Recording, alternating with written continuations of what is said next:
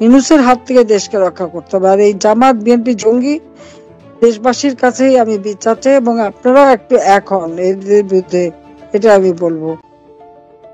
বিচার আমি করব ইনশাল্লাহ। আর ওই খুনি জঙ্গি।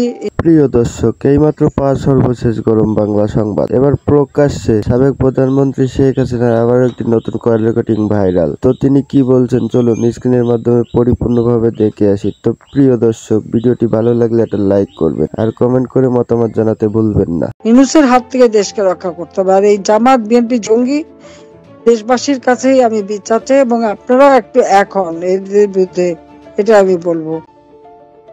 বিচার আমি করব ইনশাল্লাহ। আর ওই খুনি জঙ্গি ইউনূস ক্ষমতায় এসে ক্ষমতায় বসেই আজকে সমস্ত বাংলাদেশটাকে শেষ করে দিচ্ছে, এক একটা পরিবার শেষ করছে, দেশের মানুষকে সর্বনাশ করে দিচ্ছে।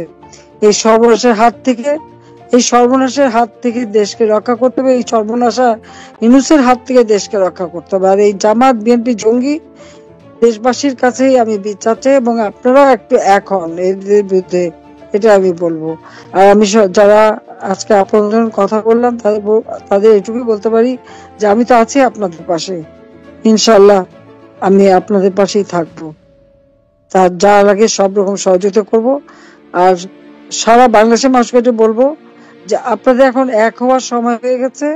আর এই সমস্ত সন্ত্রাসী জঙ্গিদের প্রতিরোধ করবার জন্য যার যা আছে তাই নিয়ে সেইভাবেই আপনারা রুখে দাঁড়ান। মানুষের শক্তি কিন্তু বড় শক্তি, কথাটা মনে রেখেন।